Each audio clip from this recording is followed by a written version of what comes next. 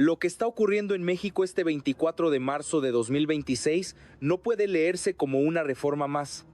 Lo que estamos viendo es una maniobra de poder de gran escala. Y en el centro de esa maniobra está Claudia Sheinbaum, no como figura decorativa de una transición ya consumada, sino como la dirigente que detectó el momento exacto en que el viejo sistema quedó expuesto, debilitado y sin capacidad real de defenderse. La caída del PRI no es solo el telón de fondo de esta historia. Es la condición que Sheinbaum está aprovechando para empujar una reconfiguración profunda del poder mexicano. Y ahí está el punto decisivo. Durante años, el PRI fue mucho más que un partido. Fue una red, una cultura de gobierno, una maquinaria de control territorial, legislativo e institucional. Pero esa maquinaria entró en fase terminal cuando perdió el Estado de México en 2023. Esa derrota no fue una alternancia cualquiera. Fue la ruptura del último gran bastión simbólico del priismo, el territorio donde había nacido su lógica de poder y desde donde había proyectado su dominio durante décadas.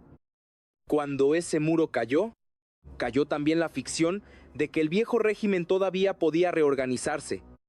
Claudia Sheinbaum entendió el significado político de ese derrumbe antes que muchos de sus adversarios.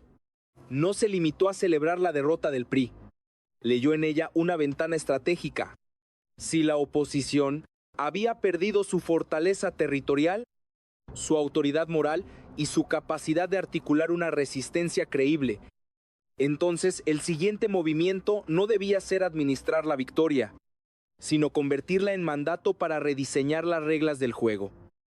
Ese es el verdadero eje de lo que ocurre hoy en el Congreso. Por eso, el debate actual tiene un peso mucho mayor del que aparenta. No se trata solo de aprobar cambios legales. Se trata de aprovechar el vacío dejado por una élite en colapso para instalar un nuevo equilibrio de poder. Sheinbaum no está operando como una presidenta que protege la estabilidad heredada. Está actuando como una líder que busca ocupar, consolidar y blindar el terreno ganado. Y cuanto más débil aparece la oposición, más rápido avanza su proyecto. La gran pregunta ya no es por qué se desplomó el PRI. La pregunta es, ¿por qué Claudia Sheinbaum ha decidido avanzar ahora con tanta velocidad y con una ambición tan visible? Para entenderlo, hay que mirar primero cómo se vació el antiguo centro de poder y quién abrió, desde dentro, la puerta del colapso. Para entender por qué Claudia Sheinbaum puede moverse hoy con esta velocidad, hay que mirar el mapa de poder que encontró antes de llegar a la presidencia. No era un tablero equilibrado. Era un sistema profundamente erosionado desde dentro, donde la oposición no solo estaba debilitada, sino fragmentada, desacreditada y sin narrativa.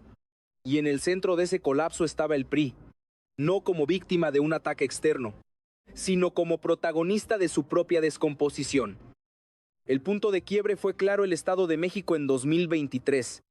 Durante 94 años, ese territorio no fue solo una entidad federativa, fue el núcleo del poder priista, su laboratorio político, su base operativa y simbólica. Perderlo no significaba solo perder una elección, significaba perder la identidad misma del partido.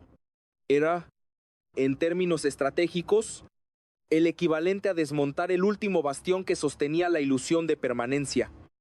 Cuando Delfina Gómez gana esa elección bajo la bandera de Morena, el mensaje no fue solo electoral, fue estructural. El PRI ya no era invencible ni siquiera en su propio origen. Pero esa derrota no apareció de la nada. Fue el resultado de una cadena de decisiones internas que debilitaron al partido hasta volverlo irreconocible. Y ahí entra Alejandro Moreno.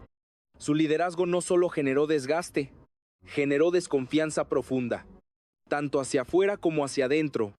Los audios filtrados, los escándalos de corrupción y la percepción de cinismo político no solo dañaron la imagen del PRI frente al electorado, rompieron la cohesión interna. Figuras históricas del partido comenzaron a cuestionar abiertamente la conducción, denunciando prácticas autoritarias y una lógica de supervivencia personal por encima del proyecto colectivo. En lugar de contener la crisis, Moreno tomó decisiones que la amplificaron.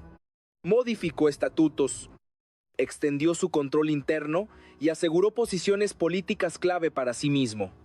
Ese movimiento fue interpretado por muchos dentro del partido como un secuestro institucional. El resultado fue una fractura sin precedentes. El PRI dejó de operar como una estructura cohesionada y pasó a convertirse en un conjunto de facciones enfrentadas. Y cuando un partido entra en guerra consigo mismo, pierde la capacidad de competir hacia afuera. Ese debilitamiento impactó directamente en la coalición Va por México. En teoría, la alianza con PAN y PRD buscaba contener el avance de Morena.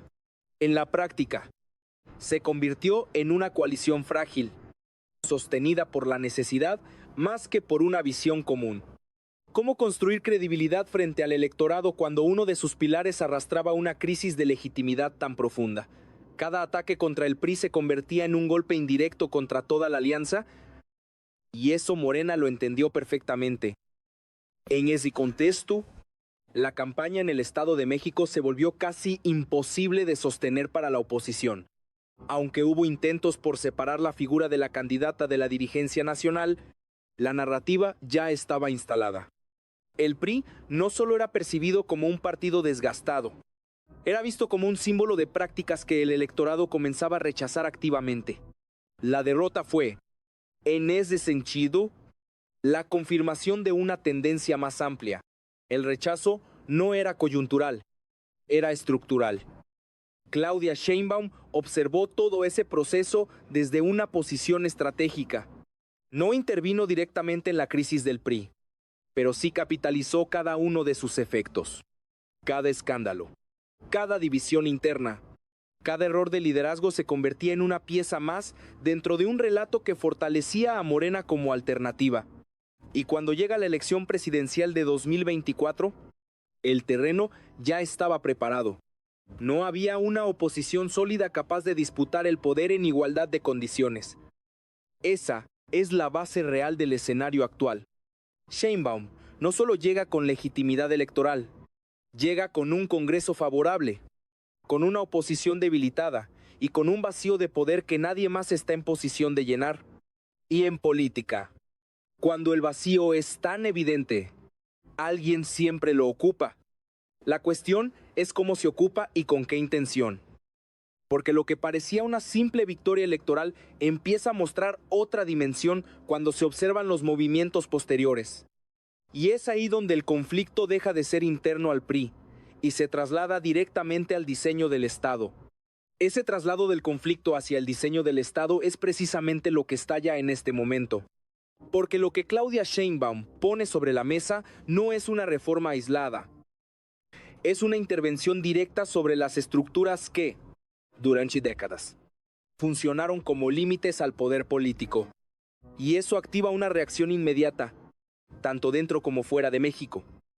La reforma del Poder Judicial es el epicentro de este choque.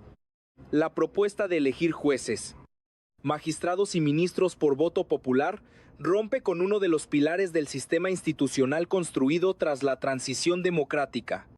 Desde la narrativa del gobierno, el argumento es claro: el Poder Judicial se convirtió en un espacio capturado por élites, desconectado de la ciudadanía y funcional a intereses económicos y políticos. Pero desde la oposición, la lectura es completamente distinta. Ven en esta propuesta un intento de someter al Poder Judicial a la lógica electoral, es por extensión, al control político. Ahí aparece el primer gran nivel de conflicto. No es solo una discusión técnica, es una disputa sobre quién define la justicia y bajo qué criterios. ¿Debe responder a mecanismos internos de carrera judicial o a la voluntad directa del electorado? Cada respuesta implica un modelo de Estado diferente. A Sheinbaum, al impulsar esta reforma, está tomando una posición clara a priorizar la legitimidad popular por encima de los equilibrios institucionales tradicionales. La reacción de la oposición es predecible, pero también limitada. PAN, PRI residual y otros actores denuncian una concentración de poder. Hablan de riesgo autoritario, de debilitamiento de contrapesos, de una posible regresión democrática. Sin embargo, Sus críticas enfrentan un problema estructural, su propia falta de credibilidad. Después del colapso que ya vimos, sus advertencias no logran generar el mismo impacto que en otro contexto habrían tenido. Su discurso suena, para una parte importante de la población, como la defensa de un sistema que muchos ya consideran agotado. Mientras tanto, el oficialismo capitaliza esa debilidad desde la tribuna. La narrativa se construye con precisión. Esta no es una reforma contra la democracia, sino a favor de una democracia más directa. Se presenta como una corrección histórica, como un mecanismo para devolver el poder al pueblo y romper con décadas de impunidad. Y ese mensaje conecta con una base social que ya venía respaldando la idea de transformación profunda del sistema. Pero el conflicto no se queda dentro del país. En el exterior, especialmente en Estados Unidos, la lectura es más pragmática y más preocupada por las consecuencias económicas y jurídicas. Empresas, inversionistas y actores políticos comienzan a preguntarse qué significa un poder judicial electo popularmente en términos de seguridad jurídica. ¿Se mantendrán las reglas del juego? ¿Se respetarán los acuerdos internacionales? ¿O estamos ante un cambio de paradigma que altera las garantías tradicionales? Esa incertidumbre genera presión. Think tanks, congresistas y analistas empiezan a emitir señales de alerta, no necesariamente como una intervención directa, pero sí como un intento de influir en la percepción internacional del proceso. Y ahí se abre otro frente para Sheinbaum sostener su narrativa interna mientras gestiona las dudas externas. Lo interesante es que, lejos de retroceder, la presidenta parece incorporar ese conflicto como parte de su estrategia. Cada crítica externa puede ser utilizada para reforzar el discurso de soberanía. Cada advertencia de riesgo puede reinterpretarse como prueba de que se está tocando un sistema que antes nadie se atrevía a cuestionar. Así, el conflicto escala. Ya no es solo PRI contra Morena. Es un enfrentamiento entre modelos de poder, entre visiones de Estado, entre formas de entender la democracia. Y en el centro de ese choque, Claudia Sheinbaum no actúa como árbitro, actúa como protagonista. Pero toda acción estratégica tiene una lógica detrás. Y para entender realmente hacia dónde apunta este movimiento, hay que desmontar pieza por pieza el diseño que lo sostiene. Desmontar ese diseño implica mirar más allá de la superficie de las reformas y entrar en la lógica estratégica que Claudia Sheinbaum está ejecutando.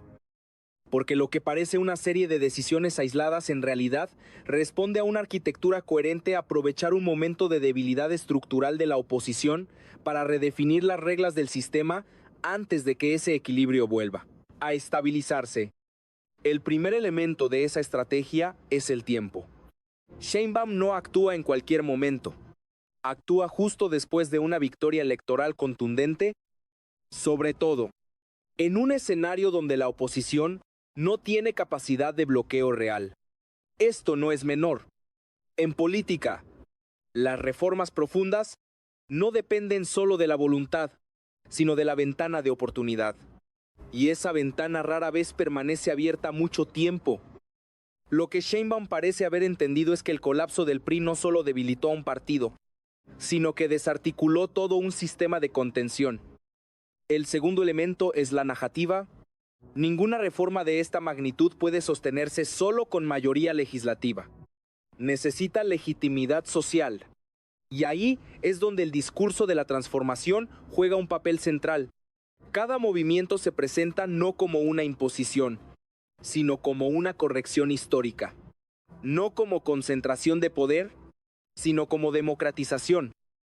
Esta reinterpretación constante del conflicto permite que medidas altamente controvertidas se inserten dentro de un marco de justicia social y recuperación del poder ciudadano. Pero la estrategia no se queda en el discurso. Tiene una dimensión estructural muy clara: debilitar los centros de poder que históricamente funcionaron como contrapesos. El poder judicial, los organismos autónomos, las redes institucionales heredadas del viejo régimen. Desde la lógica de Sheinbaum, estos espacios no son neutrales. Son estructuras capturadas por élites que operan para preservar privilegios. Por lo tanto, reformarlos o reducir su autonomía no es visto como un riesgo, sino como una condición necesaria para que el proyecto político avance sin bloqueos internos. Aquí aparece una de las decisiones más controvertidas: la centralización del poder, mientras sus críticos ven en esto una señal de autoritarismo. El gobierno lo plantea como eficiencia, un Estado más compacto, más alineado, con capacidad de ejecución. En otras palabras, menos fragmentación institucional y más coherencia política. Esta lógica tiene antecedentes en otros procesos políticos en América Latina, pero en el caso mexicano adquiere una dimensión particular por el peso histórico del presidencialismo. El tercer elemento estratégico es la anticipación.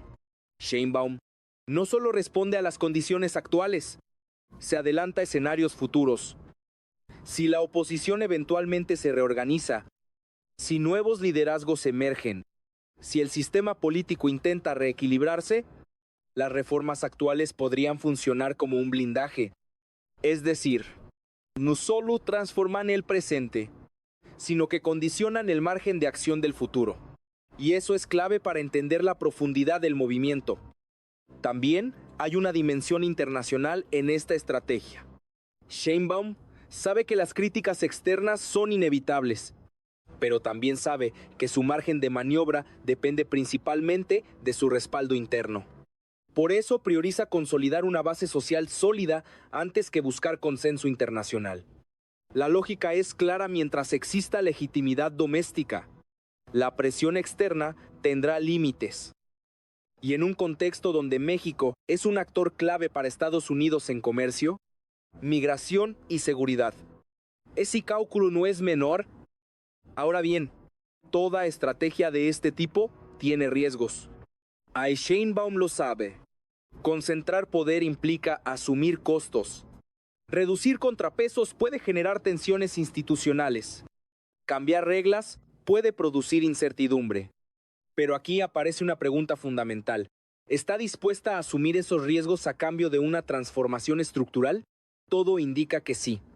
Porque cada paso que da refuerza la idea de que el objetivo no es gestionar el sistema existente, sino redefinirlo. Y ahí es donde el análisis se vuelve más complejo, porque lo que estamos viendo no es solo una acumulación de poder, es un intento de rediseño del Estado desde sus bases. Y cuando ese tipo de proceso se pone en marcha, las consecuencias no se limitan al corto plazo. De hecho, algunas de esas consecuencias ya empiezan a manifestarse. Y lo que viene después podría ser incluso más determinante que las decisiones que estamos viendo hoy. Esas consecuencias ya están tomando forma. Y lo más relevante es que no se limitan al terreno institucional. Se extienden al equilibrio político interno, a la relación con actores económicos y, de manera muy visible, al posicionamiento internacional de México. Porque cuando un país redefine sus reglas internas de poder, el impacto inevitablemente rebasa sus fronteras. En el plano interno, el efecto más inmediato es la consolidación de una nueva hegemonía política. Morena, bajo el liderazgo de Claudia Sheinbaum, no solo ocupa el espacio que dejó el PRI, está redefiniendo lo que significa ser el partido dominante. Pero a diferencia del viejo priismo, esta hegemonía no se construye sobre una red de control silenciosa, a mente elmida, sino sobre una narrativa activa de transformación. Eso le da una ventaja clave: no solo tiene poder, también tiene legitimidad para ejercerlo. Sin embargo, esa consolidación no está exenta de tensiones. A medida que el poder se centraliza, también aumentan las expectativas. Los sectores que respaldan las reformas esperan resultados concretos: justicia más accesible, menos corrupción, mayor eficiencia del Estado. Si esos resultados no se materializan, el mismo capital político que hoy sostiene el proyecto podría empezar a erosionarse. Es decir, la concentración de poder también concentra la responsabilidad. En paralelo, los actores económicos comienzan a recalibrar sus posiciones, no necesariamente con una ruptura inmediata, pero sí con cautela. La reforma judicial, en particular, introduce una variable de incertidumbre. Si los jueces responden a dinámicas electorales, ¿cómo se interpretarán los contratos? ¿Qué pasará con los litigios de gran escala? Estas preguntas no tienen respuestas claras todavía, pero ya están influyendo en decisiones de inversión y en la percepción de riesgo. En Estados Unidos, esa preocupación se traduce en presión política. No se trata de una confrontación abierta, al menos por ahora, sino de una estrategia gradual. Declaraciones, informe, advertencias. El objetivo no es romper la relación, sino influir en su dirección. Pero aquí es donde el cálculo de Sheinbaum vuelve a aparecer. México no es un actor marginal, es un socio clave en comercio, migración y seguridad. Y eso limita el margen de presión real que Washington puede ejercer sin afectar sus propios intereses. Mientras tanto, en América Latina ocurre algo distinto. El proceso mexicano empieza a ser observado como un modelo posible. Gobiernos progresistas ven en las decisiones de Sheinbaum una señal de que es viable avanzar más allá de la alternancia electoral y entrar en una fase de transformación estructural del Estado. Eso podría generar un efecto de imitación o, al menos, de inspiración. Y con ello, una reconfiguración del equilibrio político regional. Pero quizás la consecuencia más profunda no es inmediata ni visible. Es el cambio en la lógica del sistema político mexicano. Durante décadas, la transición democrática se construyó sobre la idea de contrapesos, de equilibrios institucionales, de fragmentación del poder. Lo que Sheinbaum está impulsando cuestiona esa lógica. Propone un modelo donde la legitimidad electoral tiene un peso mayor que los mecanismos tradicionales de control institucional. Eso abre un escenario incierto. Para sus partidarios, es la posibilidad de construir un Estado más justo, más eficiente y más alineado con la voluntad popular. Para sus críticos, es el riesgo de concentrar demasiado poder en un solo eje político. Y entre esas dos visiones se define el futuro inmediato del país. La pregunta, entonces, deja de ser si las reformas van a aprobarse o no. Todo indica que avanzarán. La verdadera pregunta es ¿qué tipo de sistema político emergerá después de este proceso? Porque lo que está en juego no es solo una serie de cambios legales. Es la forma en que se distribuirá el poder en México durante las próximas décadas. Y cuando un país llega a ese punto, el desenlace nunca es menor. Siempre marca un antes y un después. Y ese antes y después ya no es una proyección.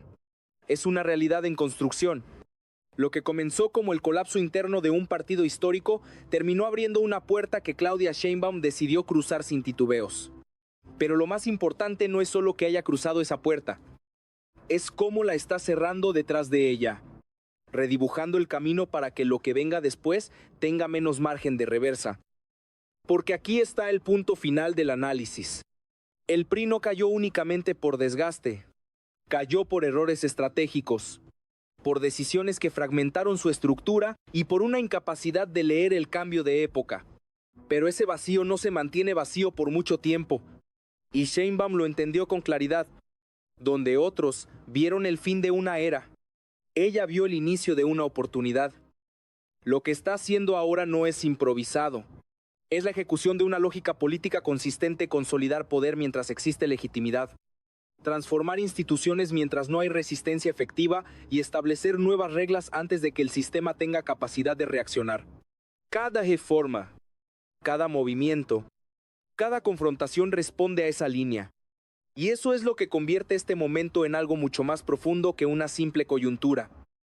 Sin embargo, toda construcción política de esta magnitud deja una incógnita abierta, porque redefinir el poder es solo la mitad del proceso. La otra mitad es sostenerlo sin que se convierta en aquello que prometía reemplazar.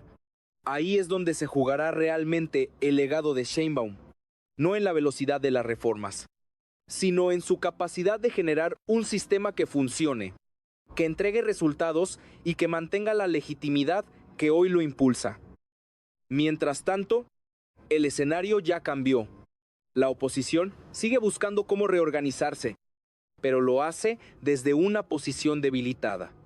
Los actores internacionales observan con atención, midiendo riesgos y recalculando estrategias.